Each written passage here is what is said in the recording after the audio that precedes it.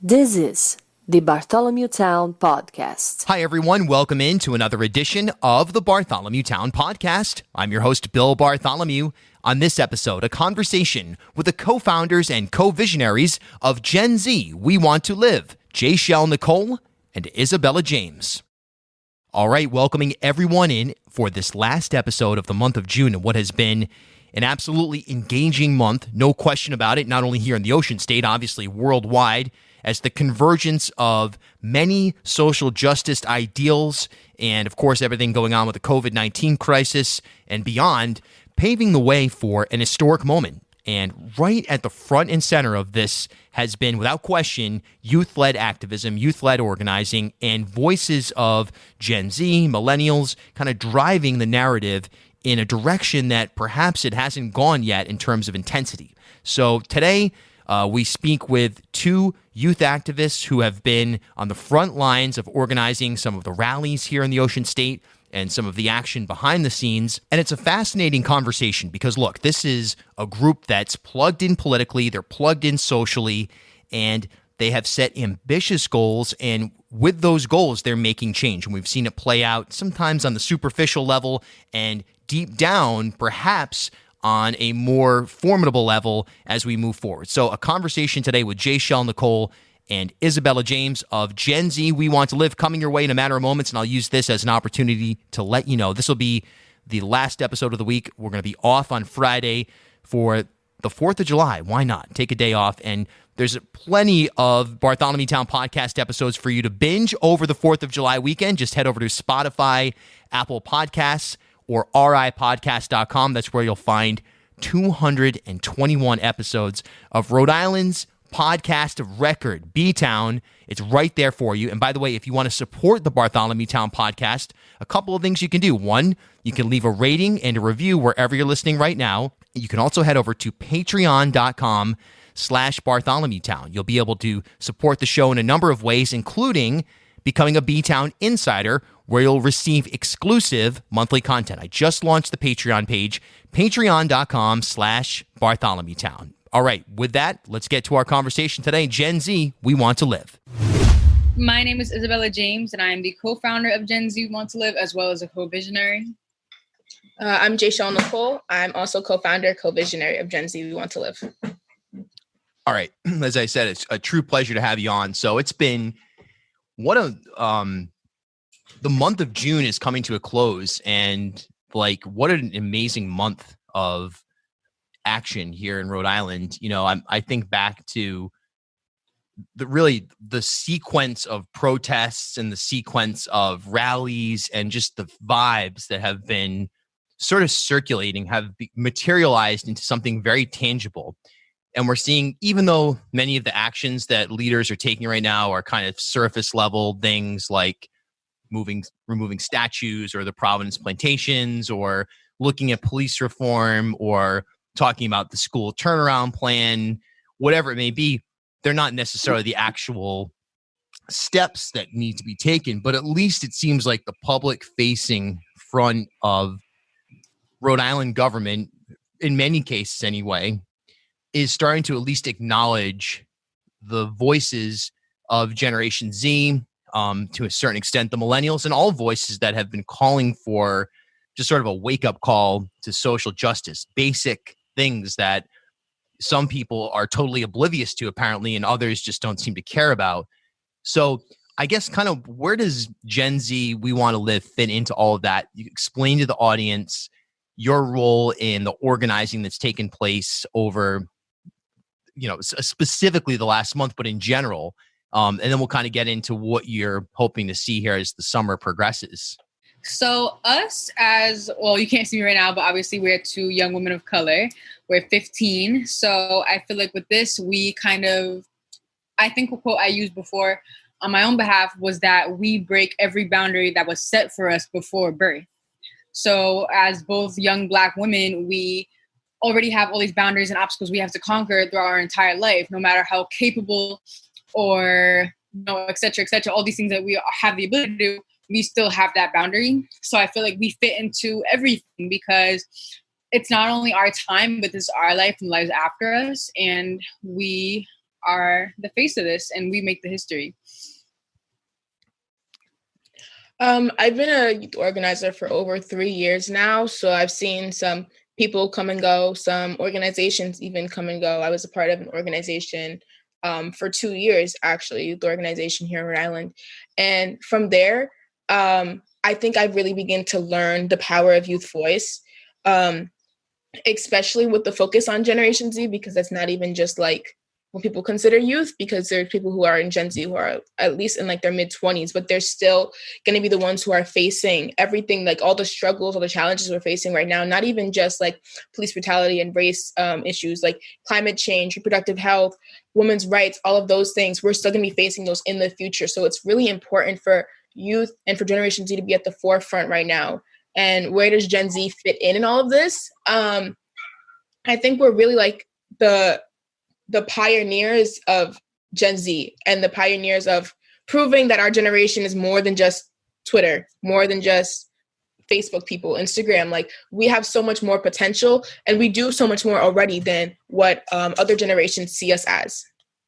Yeah. And that's speaking as a millennial myself, Gen Z was I think something very critical is that you were born I think, mathematically entirely after September 11th, whereas, and into the digital age, quote unquote, there are many things that have shifted in the last 20 years in the way the world operates that has, and of course, the economic collapse in the late aughts, like 2008, 2009, that has set Gen Z up at a particular disadvantage and has from a particular window with which to see the world, and that's something that is no other living generation, maybe except for those who survived the Great Depression, can really attest to. How has that experience, Isabella, how has that sort of shaped your mindset here and the way that you challenge some of the institutions, whether it be government, the nature of money, the nature of law enforcement, education, whatever, because Gen Z is totally unafraid to challenge the validity of the institutions that many other, including millennials, many other generations seem to at some level not bow down to, but, be afraid to prod entirely.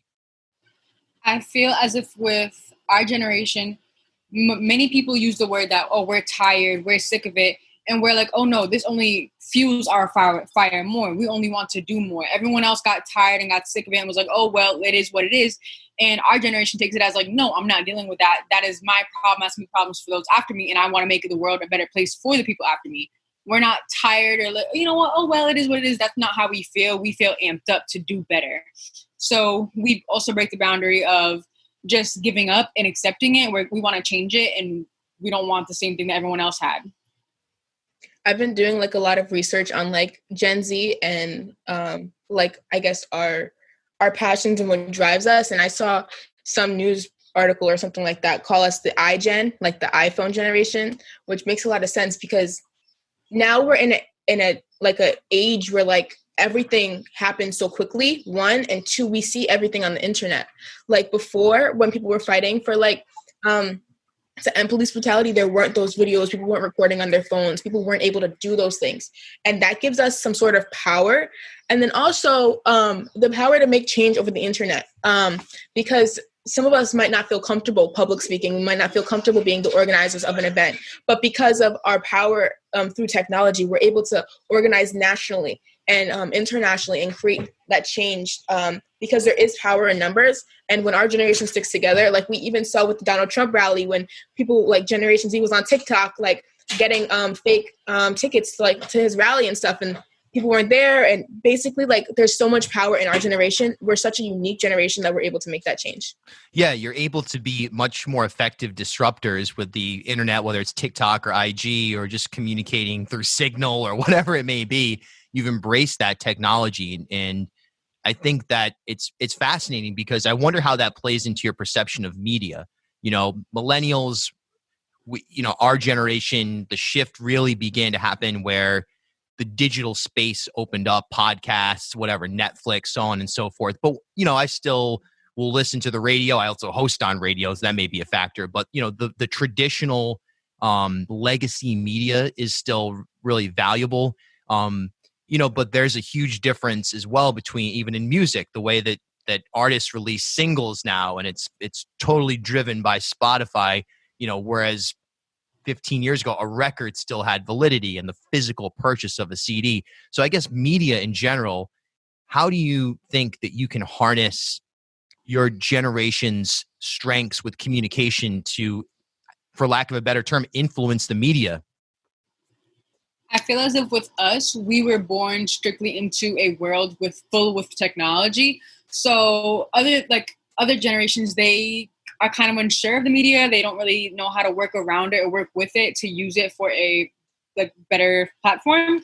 When with us, we kind of know all the back roads to technology and how to get attention, how to get focus from people. I feel as if we're smarter with the way we use technology in some ways. Obviously not all, because who is, but in a lot of ways, like people we're using it for, we know what markets we need to attack so we can get their attention, as well as make our voices heard. I feel like one of our main strengths as a generation is like Twitter, as weird as that is to say, because we spread information so fast on there, especially like there can be like one thing could happen in the next 5 minutes, not even, it's trending on Twitter, and then the whole generation basically knows about it and it's going viral, and we're all consuming that information. That might make it a little bit harder to pick out what information is real and credible and which isn't, but that's where you have to go and fact check, and you have to do that work. And our generation really isn't afraid to do that work. A lot of us are actually really interested in these issues, so we're willing to take that time that it takes to do that. And then also, when it comes to utilizing the media, I feel like a lot of us also know the importance to other generations that media has, and we're able to realize that. Like, I'm the one writing press releases for Gen Z, and I'm like, okay, what is the older generations going to want to see? What are they going to want to know about Gen Z? What are they going to want to know about the movement and about us? Because no matter how much our voices matter here, there are also other experiences that other generations are having and have had that are extremely credible to this movement. And they also are the ones who currently have most of the power, because our generation, some of us can't even vote yet. So we have to be able to work around that challenge that we're facing. Yeah, Isabella, let's talk about that communicating and building bridges with other generations, because look, there are people who are in their 100 plus years old that have been on the front lines of various movements maybe for their entire life. I'm sure that the average person who is at any age right now is certainly well aware that there's a shakeup happening in our society. They may not understand that the tectonic plates are really moving significantly, and there's going to be, major change one way or another going forward. I mean, it may not necessarily be about Bitcoin or whatever, but there are changes that are happening in real time that, by and large, everyone senses at some level is going on. How are you able to communicate that to someone who's like your parents' age? Yes, of course. So through that communication, we also, let's say we all know that Facebook is a huge area for older people of those generations, and we get the message across. So let's say from when Jaychele said, once something goes on Twitter, everyone else knows about it. Sort of people screenshot from Twitter, post it on Facebook, and it gets everywhere. And then that communication drives from parents asking their kids questions, grandparents asking their kids questions, and it goes on to this huge cycle of everyone having these conversations that older generations weren't even able to have. Because although everyone knows what's going on, a lot of people won't take that information to make a conversation about it and to educate or to learn from it. So now we have the ability to spark conversations, to spark interest, and have that whole why questioning game that we all grew up with. Like, oh, why is this like that? Why is like that? And now we're able to do that on a much bigger platform with many different opinions. And sometimes that's not the best thing, but then other times it's the best thing to educate. So yeah. I think what technology has been able to do is kind of break that barrier for communication. Some people might not feel comfortable having those tough conversations, but now there's resources on the internet on how to have those conversations you might be afraid to have with older generations. Like how to basically equip yourself with that knowledge that you might need. And to give you that confidence even, because some people might struggle with having a conversation about race with their grandparents who grew up in the time where Reconstruction was happening, and people aren't able to have those conversations without getting the skills that they might be able to get off of Teen Vogue or something like that. Like they need some extra information to put in their tool belt to use to whip out. They have it there. All right, let's zero in on Rhode Island. Where are you each from? Providence, or whereabouts in the state are you from? I'm from Providence. I live in Warwick, but I represent Providence. Man, I grew up in the southern part of the state in Charlestown, and then I lived in Brooklyn for a decade, and then came back here. And now I live in Providence, and there's I kind of always knew it when I was growing up that there are two worlds. I knew it because I had family in Providence and so on and so forth, from that level. But you could just kind of sense that there's a divide in Rhode Island inside for lack of a better term, the urban core and outside. So there's so many issues we could get to: schools, health inequity. We can talk about police brutality, police and broad law enforcement reform, mental health. I mean, homelessness and housing, climate change. How do we bring the whole state of Rhode Island? There's only 1 million people, right? How can everyone get on board with these causes, whether or not they want to go all in on one area, but at least get to a point where there's a mutual understanding about the concerns that you raise without dismissing them as, well, that's not my problem? So for me, with my start, it is my entire life, I always felt this way, that, well, for schools, for starters, we are obviously not taught enough of Black history. My extent of Black history should not only be about Martin Luther King. I never learned about Malcolm X in school, nor did I learn about Angela Davis. All of these iconic Black, amazing leaders in our world, and we have never learned about them, or a lot of us have never learned about them unless it's from home. And we need that implemented from the start. It shouldn't be only something you're introduced to if you only go to college, because a lot of people don't end up going. It should be something that you know of from day one, whether it be preschool books that implement people of color and more diversity, to actual course. No, it should actually, no, I scratched that. Sorry. It shouldn't be a course. It should be something that you're taught in everyday history class. It shouldn't be something that you get to pick and choose. It needs to be something that's implemented in the classroom 24/7. And as well as me personally, I have been working on implementing mental health more supporters in our schools from middle school. I was on my school council and I was the leader of that. So we had teachers and stuff like that who represented people that looked like me or my peers. And it makes you feel at home. It makes you feel safer, especially I know with me, I dealt with a lot of racism in my schools or just bad experiences with kids in schools, and having someone that, made me feel safe and kind of noticed really helped me out. I went to Providence Public Schools my entire life. And having that source really struck me out of a lot of dark places. And yeah, policing, I could go on and on, but I think I'm going to let Jaychele take that policing part since I just spoke so much. I think there's so many issues that are intersectional. People might feel that they don't have to make change in this issue because it doesn't affect them. And I saw this quote that was ignorance, I think it's ignorance in an era of technology is simply a choice, which it is. You can't say that I never learned this or anything like that. It's all over your social media feed. It's all over Twitter. It's literally everywhere. So for you to say that this doesn't concern me, this doesn't affect me, it is no longer correct. It's no longer a rebuttal. It was never even a rebuttal because these issues are concerning everybody. You might say, oh, I don't need to make change in my schools because I don't need to learn about Black history because it doesn't affect me. It's not my family. It's not my ancestors. That is the most ignorant thing that you could ever say. So for you to not to be involved in this movement, especially during this time, it is the most, it makes my skin crawl. For you to not, okay, for example, there's people posting pictures of them on a trip right now. They're throwing up the peace sign on Instagram and haven't made no post about Black Lives Matter or about the current movement, the current political climate. And for you to completely ignore that is ignoring the experiences of all people of color. You might have even friends.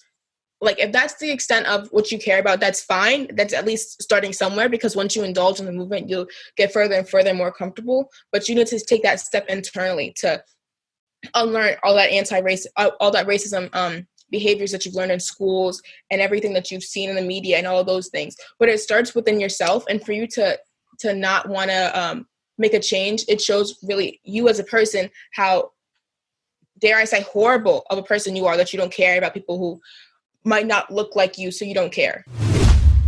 Hey, the Bartholomew Town Podcast is on IG at Bartholomew Town Podcast, and you can follow me as well at Bill Bartholomew on both IG and Twitter. All right, now back to our conversation with Jaychele Nicole and Isabella James of Gen Z, We Want to Live. Yeah, it's mind-boggling, and you know, we see it with this Providence Plantations issue right now with the state name, which to me, you know, I just can't wrap my head around why anybody would care so much about keeping Providence Plantations as a part of the state name.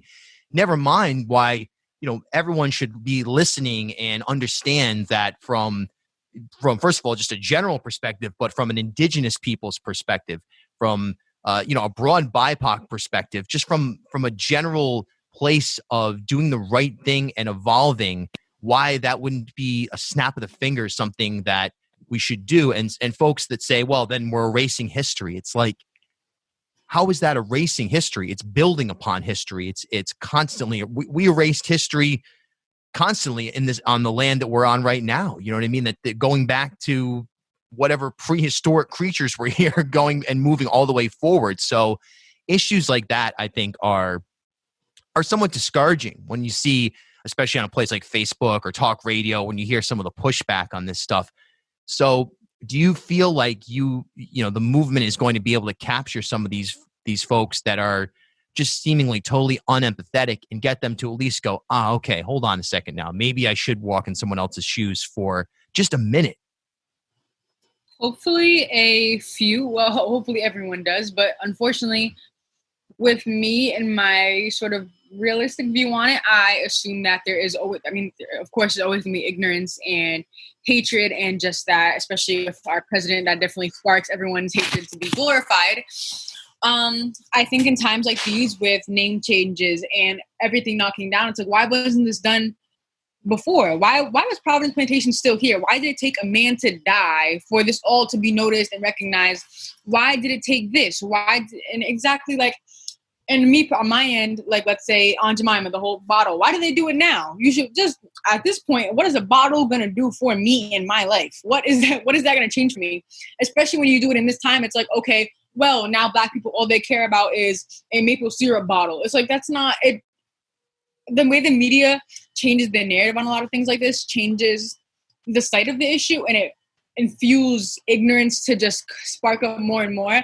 I have people I know who are posting that they're hanging Trump flags outside of the window because they're like, oh my God, like, LOL, like they changed the maple syrup bottle, etc., etc. And it's like, we just look like idiots because it looks like we're asking for this when we're not. We want actual change. I don't want a maple syrup bottle change. I want Black men and women stop dying. Woo, 100%. You know, any thoughts on that, Jaychele? I completely agree. There was something in my head. So a couple months ago, I was having a conversation with one of like my adult mentors, and she was talking about like neural pathways and how when you get to a certain age, it's hard to change those neural pathways because you've been thinking that way for so long. Which I think is completely true. Not to give anybody the benefit of the doubt, because at this point you don't deserve that. But it is something that's going to be a really hard challenge to change.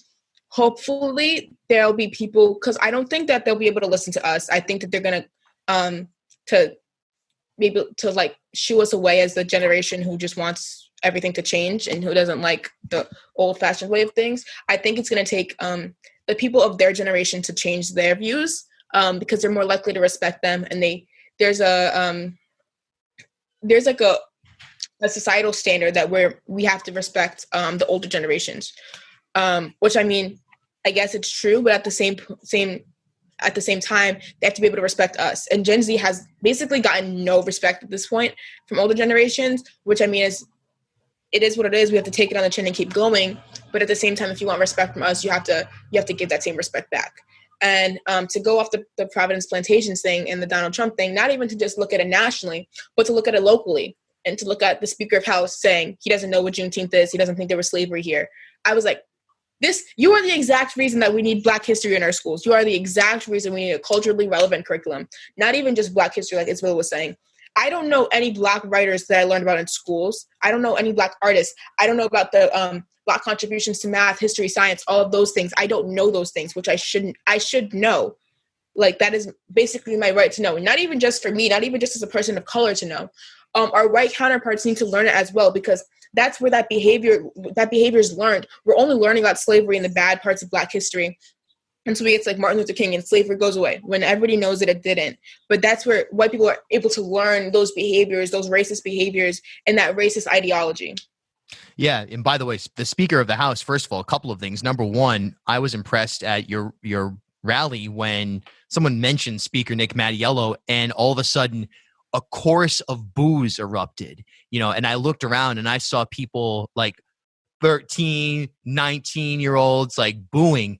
And for the longest time, I assumed probably somewhat correctly that if you just went and polled, like if you went out to whatever, outside the Providence Place Mall or Newport or whatever, and just like stood on the street and asked, hey, are you a Rhode Islander? Okay, you are.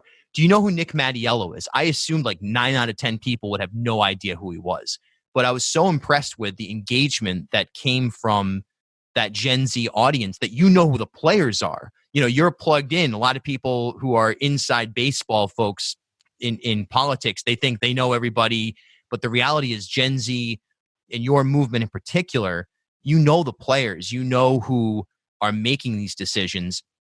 I asked Speaker Mattiello at a press conference like the day before your rally. I was like, are you going to be there tomorrow? And he was like, well, I don't know. I won't be because I have something, I don't think I can fit it into my schedule. And I was like, what are you doing, man? Just say yes. Just say, even if you poke your head out. I mean, how can you not embrace what's happening right now on a personal level, but then also on a political level? What are you thinking? So they know who you are, is I guess what I'm saying.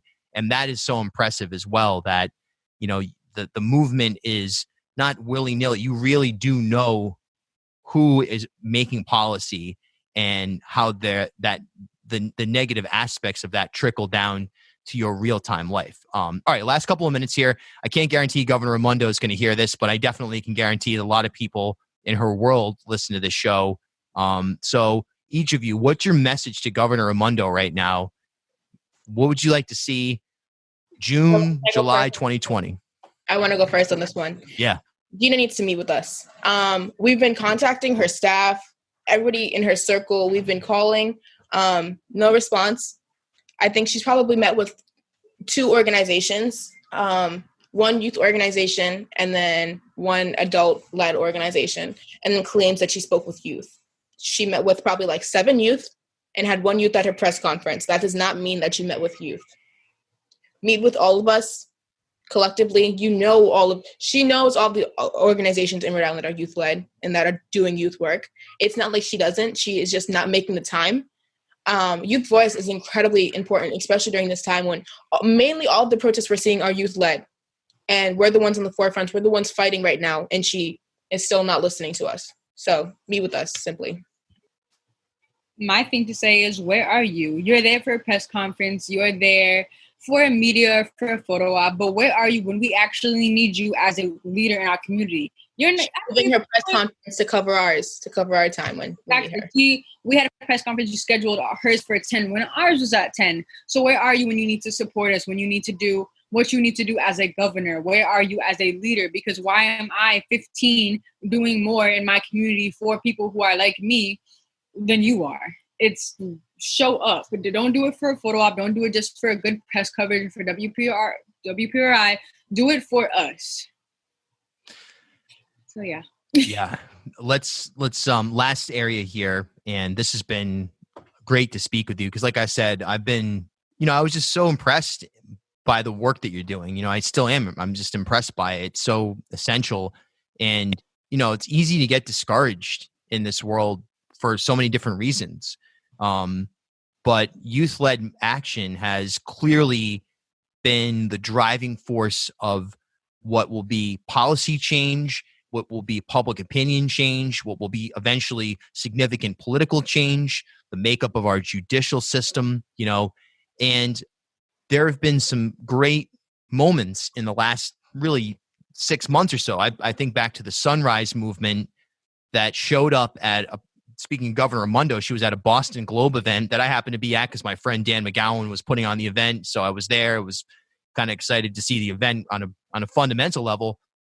Sunrise Movement got tickets to this event, like 30 kids and then rushed the stage demanding the governor sign a Green New Deal, put her on the spot. And I was like, whoa, I wasn't expecting this. This just went up like 75 notches. And that was the moment that I realized, yeah, the change that is going to be significant is definitely going to be youth-led. So with that in mind, what are the next few months going to look like, regardless of the presidential election, regardless of like campaigning for candidate X, Y, and anything like that, from like a broad policy standpoint, so that anyone who's in power can be held accountable? What are your major goals here for the rest of the summer?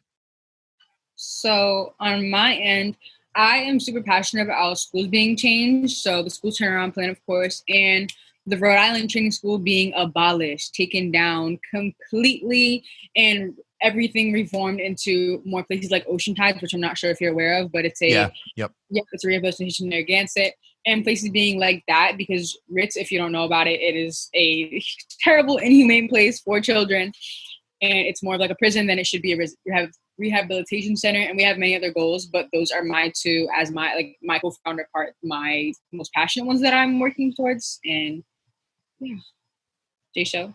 I have like two ones that I would say I'm mainly focusing on right now. One of them is to implement, I don't know, we're still working out the details on how to do this, but a hotline number. So like a 911, but like something like a 911, 211 for mental health hotlines, suicide hotlines, domestic violence hotlines. So we're no longer calling the police for those things and starting those issues. So I don't know, we're trying to see if we would implement that, or if we would have like a policymaker or a government entity implement that. So that's one of our main goals. And then hopefully that's going to be done by this summer, because it shouldn't be especially too hard. And then next would be adultification bias training within our schools and fixing the suspension rates. And then last one, I know I said two, but to get the SROs out of our school before the school year happens. Yeah, that's a specific one that it seems like an attainable goal. You would think that it could be a compromise that could we open up school next year, SROs are just not a part of the equation anymore. And I don't know, I'm amazed that something like that people in power still put their foot down. And look, there are security issues as well, because gun violence is another concern. There's no question, but I think we've seen the data and the anecdotal evidence to know that SROs aren't really, they're not, the harm outweighs whatever level of protection may be afforded, so to speak. So we'll see what happens, Yeah, we'll be making it happen. This is the Bartholomew Town Podcast.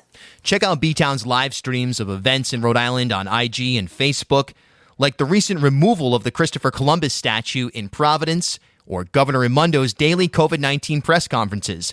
Your search is Bartholomew Town on your favorite social media channel, or simply head over to btown.stream. At HealthSource RI for Employers, we provide access to health insurance to more than 1,100 local businesses and nonprofits, and 96% of them renew through us every year. Maybe it's our choice of 19 different health plans, our 10 years of customizing solutions, or our one local team of dedicated experts helping employers find quality health insurance. See how our numbers stack up for you. Learn more at healthsourceri.com/employers.